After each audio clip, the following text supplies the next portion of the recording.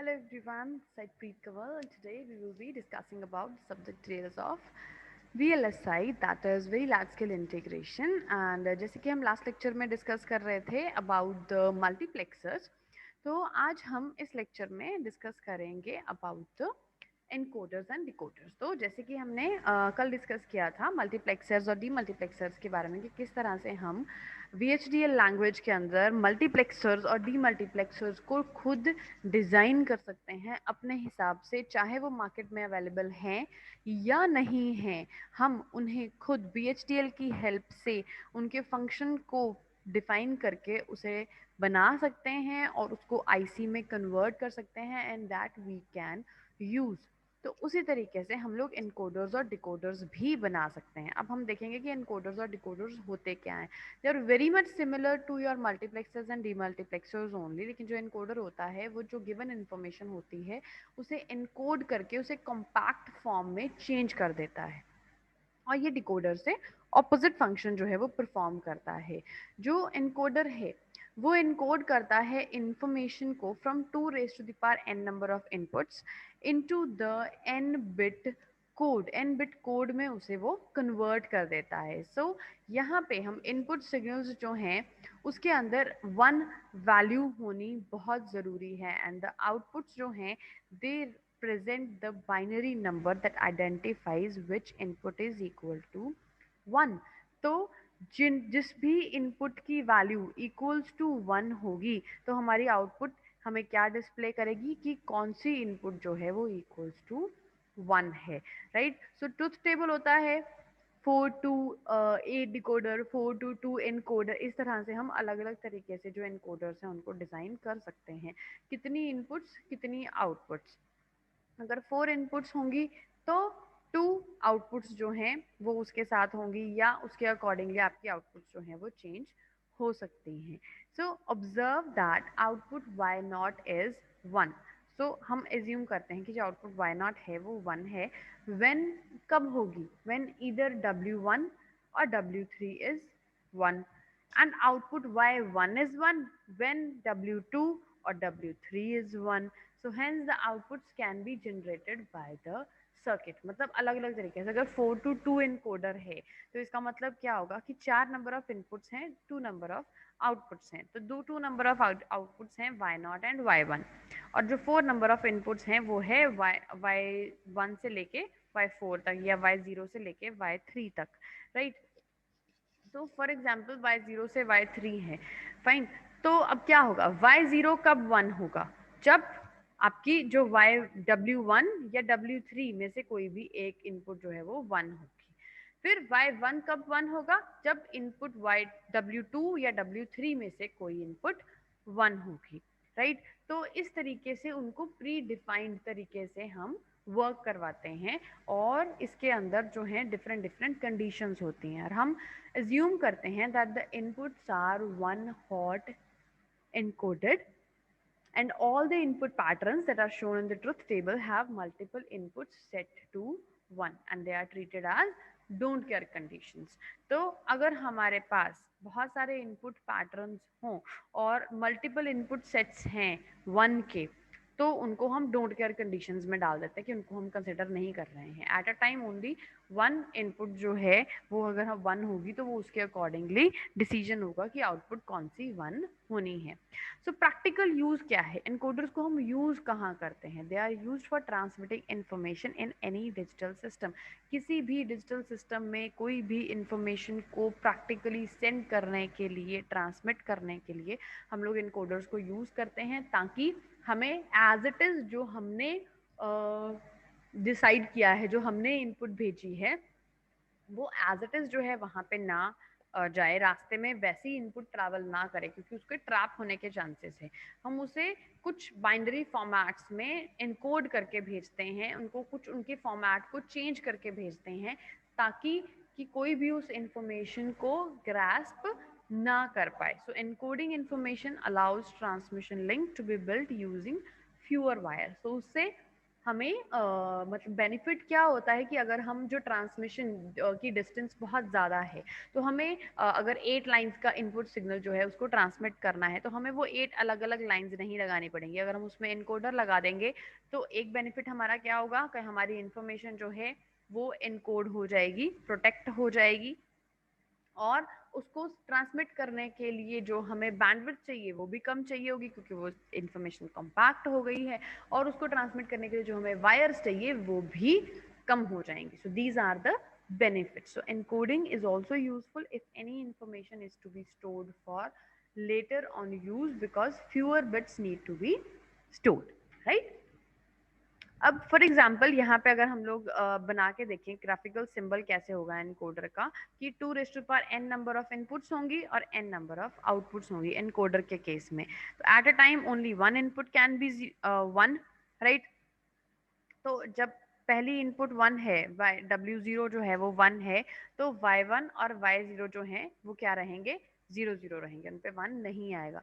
W1 पे one इसका मतलब 0 1, W2 पे वन का मतलब 1 0, W3 पे वन का मतलब 1 1, यानी कि पहली इनपुट पे 0 आउटपुट है, दूसरी पे 1, तीसरी पे 2, फोर्थ वाली पे 3। तो 0 to 3 हमारी आउटपुट जो है वो कंसिडर होंगी, और इसके लिए इनपुट्स कैसे लगेंगी, W0, W1, W2, W3, ये जो हैं आपकी 4 इनपुट्स हैं, राइट। और जो आपकी आउटपुट्स हैं Y1 और Y0 वो इन दोनों सबके ऑरिंग कंडीशन से फुलफिल होंगी। ऑरिंग कंडीशन कैसे, W1,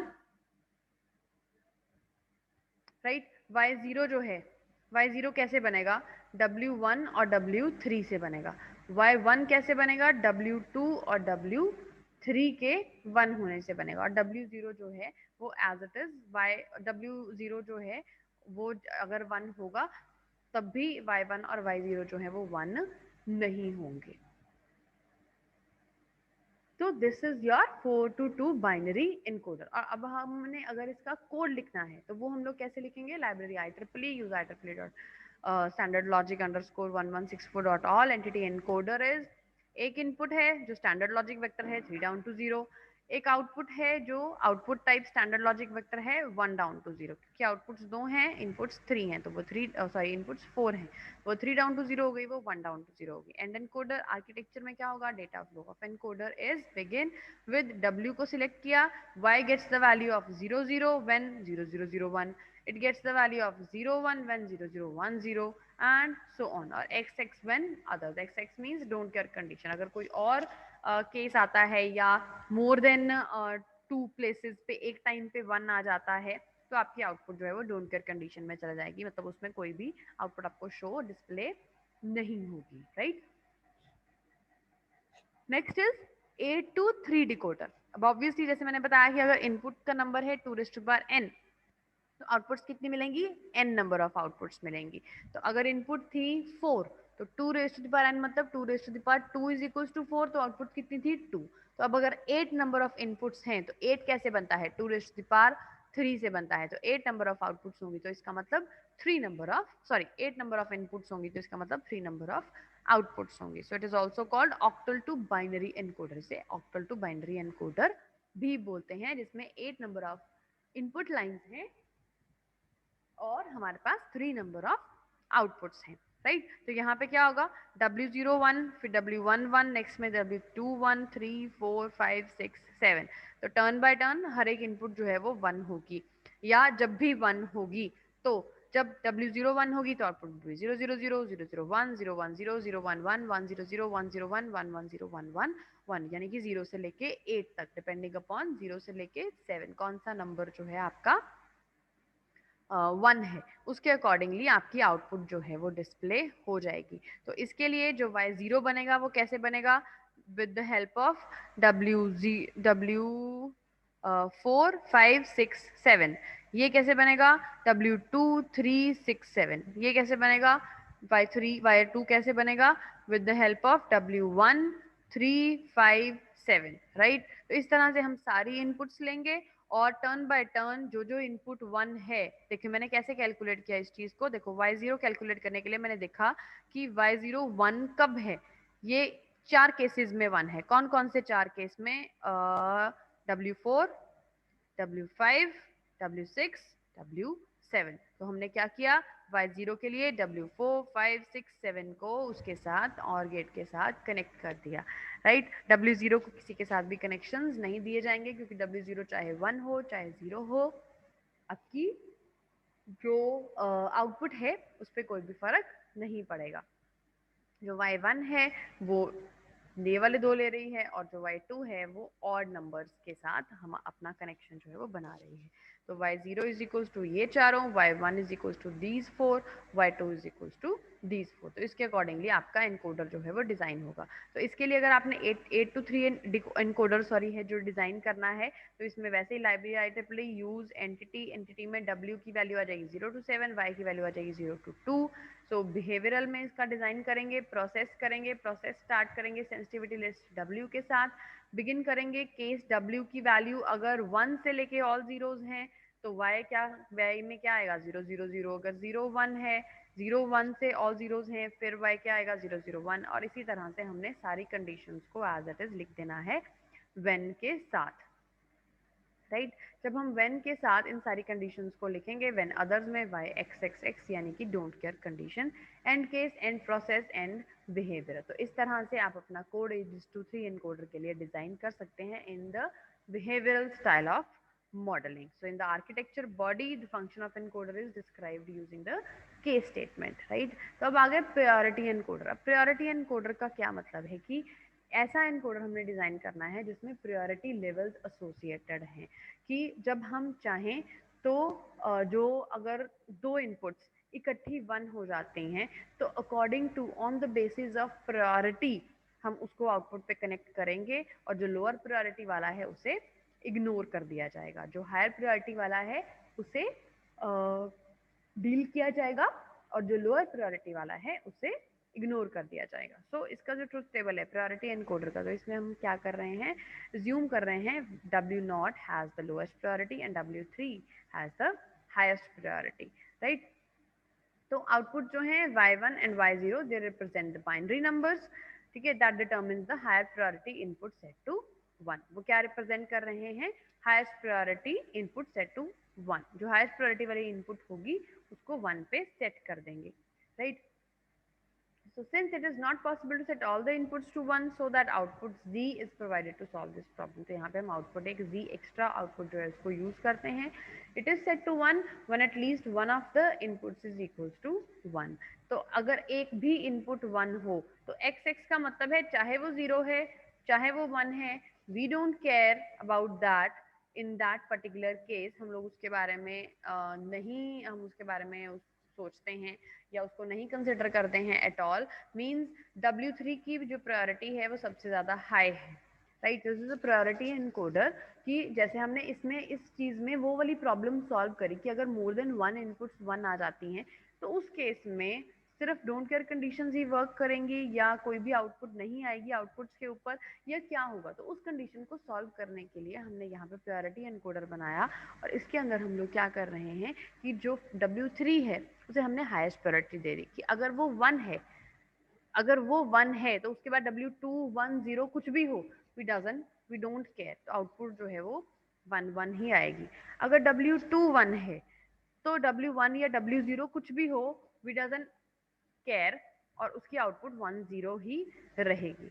अगर W1 1 है तो हम लोग नहीं देखेंगे कि W0 की वैल्यू क्या है और उसकी आउटपुट 0 1 ही रहेगी, और अगर W0 1 है तो द आउटपुट विल बी 0 0। और Z जो इनपुट हमने यूज करी as a kind of enable statement कह सकते हैं उसको, राइट। या उसको हम कह सकते हैं कि अगर जब ये 1 है तो हाईएस्ट प्रायोरिटी वाली जो इनपुट है उसको हम, उसके वाला आउटपुट जो है उसको हम कंसिडर कर लेंगे, और अगर ये 0 है तो डोंट केयर कंडीशन आ जाएगी, दैट मीन्स ऑल जीरोस के केस में, राइट। तो Z की वैल्यू 0 कंसिडर करेंगे when all inputs are equal to 0, तो Z 0 हो जाएगा। जब कोई भी इनपुट 1 आएगी तो हर एक केस में ये 1 रहेगा, और जब ये 1 रहेगा तो we will see the highest priority signal first. अगर W3 मैडम आ गई। हाँ जी स्टूडेंट्स, वो कुछ मिसमैच हो गया था बीच में, नो प्रॉब्लम, हमारी रिकॉर्डिंग इज ऑन, राइट। तो मैं कंटिन्यू कर रही हूँ यहाँ से। तो z की वैल्यू अगर 0 है तो डोंट केयर कंडीशंस आएंगी आउटपुट पे, और if the value is 1, z की वैल्यू 1 है तो हम प्रायोरिटी बेसिस पे आउटपुट जो है उसको कंसिडर कर लेंगे, राइट। तो बिहेवियर ऑफ द जो प्रायोरिटी एनकोडर है वो इस ट्रुथ टेबल से हमें क्लियर हो रहा है, राइट। तो सबसे पहले हाईएस्ट प्रायोरिटी किसको दी गई है, W3 को, एंड आफ्टर दैट W2 1 0 उनको हम लोग चेक करेंगे, राइट। और जब W3 अगर 1 होगा तो उसी को चेक किया जाएगा, अगर नहीं तो फिर W2 को चेक करो, नहीं तो फिर W1 को, नहीं तो फिर W0 को। तो W0 की अगर दोनों में से कोई एक अगर दो इनपुट्स इकट्ठी जो हैं वो हो जाती हैं 1, तब भी जो हाईएस्ट प्रायोरिटी है उसके अकॉर्डिंगली आपको आउटपुट मिलेगी, राइट। देखो use library IEEE, use IEEE हो गया, entity pen coder P encoder लिखा, प्रायोरिटी एनकोडर मतलब पोर्ट लिखा W, इनपुट टाइप है स्टैंडर्ड लॉजिक वेक्टर है 3 डाउन टू 0, Y की वैल्यू 1 डाउन टू 0 और Z सिंपल स्टैंडर्ड लॉजिक है क्योंकि ये सिंगल बिट का है तो इसमें वेक्टर बनाने की जरूरत नहीं है हमें।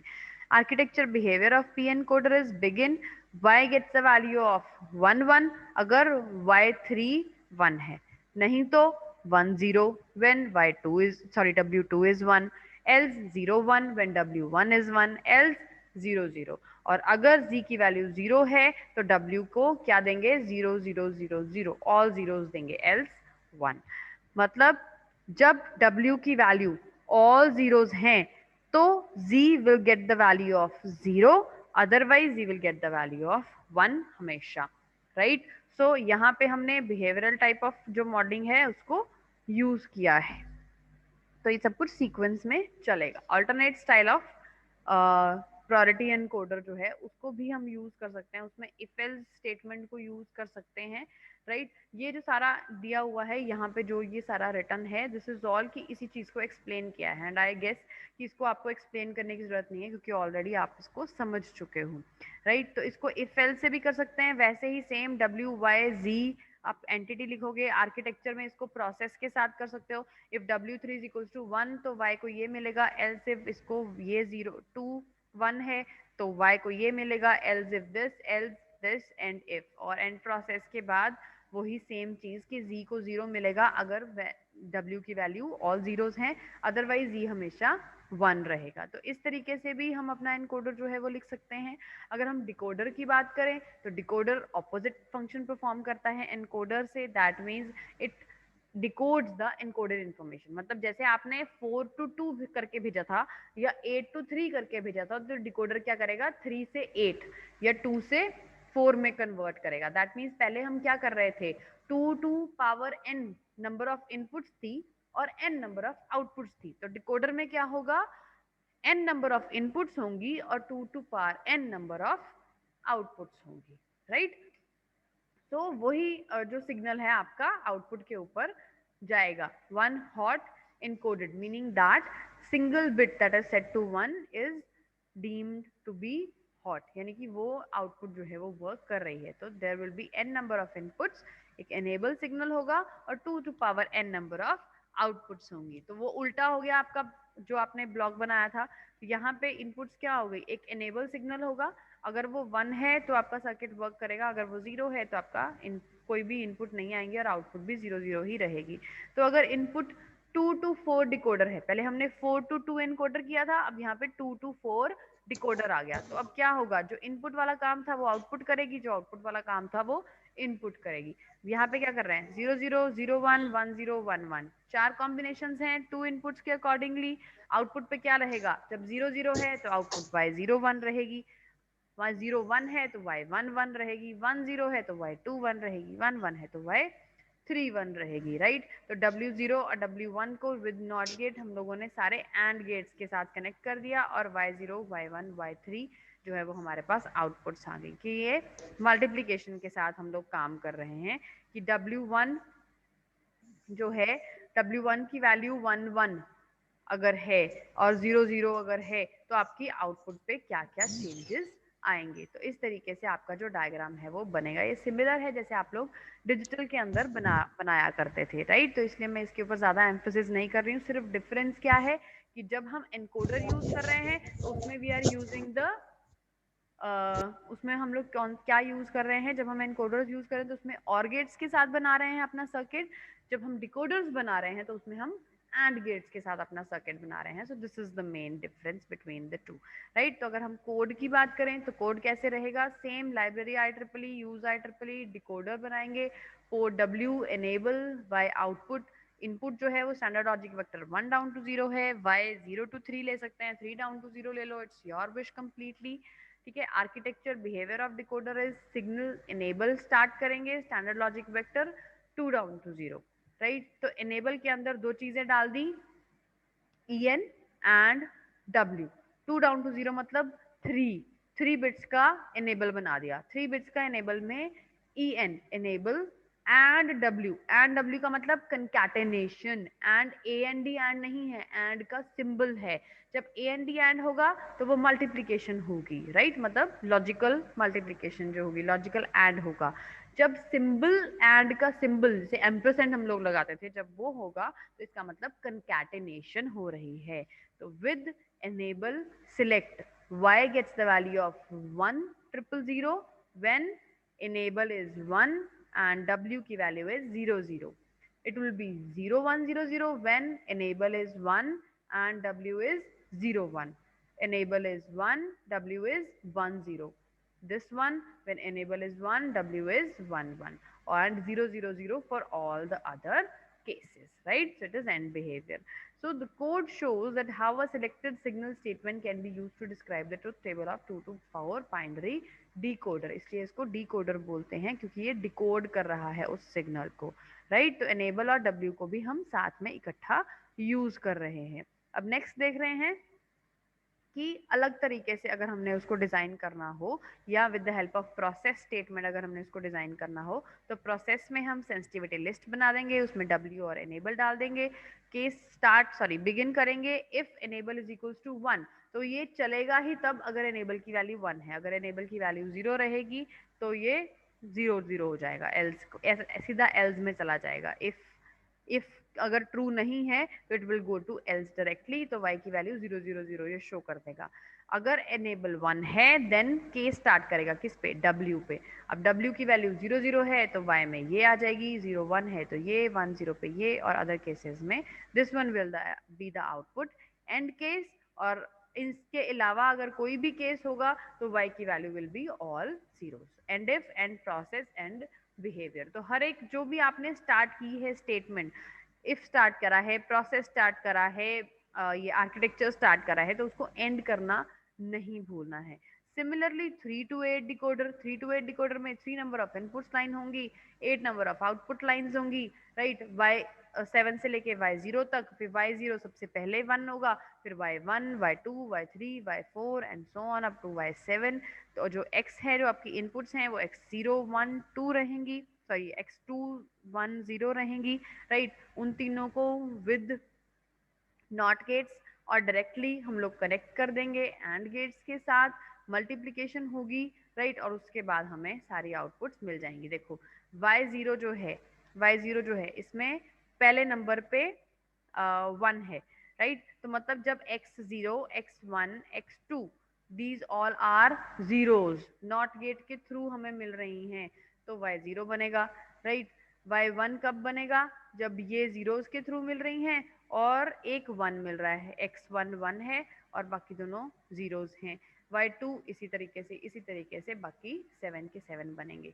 तो 7 में कौन सा आएगा, 0 x2 x1 x0, ये सारे मल्टीप्लाई होंगे 1, राइट. तब हमारा y7 बनेगा, right. This is 3 to 8 decoder. अब इसके लिए अगर कोड लिखना चाहते हैं हम तो कैसे लिखेंगे, library IEEE use IEEE.standardlogic_1164.all. Then entity decoder 3 underscore 8 is x y input output x 2 to 0 y 7 to 0 and decoder 3 is to 3 underscore 8 architecture behavior. y में क्या रहेगा, all zeros end में 1. कब, जब x की वैल्यू 0 0 है. Otherwise all zeros 1 0 when x 0 0 1 है. Then next. So this one is moving from y0 to y1 2 3 4 5 6 and last में 7, right. तो उसमें हमारे पास आएगा क्या, एक्स में आउटपुट में वाई आउटपुट में ये सारी चीज आएगी। कब आएगी? जब x की वैल्यू 0 0 0 है, 0 0 1 है, 0 1 0 है, 0 1 1 है, and so on up to 1 1 1 last case तक, राइट। तो इस तरीके से हम लोग हमारे अपने मेथड के साथ, हमारे स्टाइल से, हम जितनी नंबर ऑफ इनपुट, जितनी नंबर ऑफ आउटपुट्स के साथ यूज करना चाहते हैं, अपना मल्टीप्लेक्सर, डीमल्टीप्लेक्सर, इनकोडर, डिकोडर, कुछ भी कैलकुलेट कर सकते हैं, किसी की भी प्रोग्रामिंग कर सकते हैं। This programming is very very simple. सब हर एक चीज़ में इफ एल्स इफ या फॉर या बिगिन या प्रोसेस, यही सब चीज़ें यूज़ हो रही हैं, कहीं बाहर नहीं जा रहे हैं हम लोग। So I wish it is all clear to you. If still there will be doubts, we will be taking them live. Till then, take care and bye bye.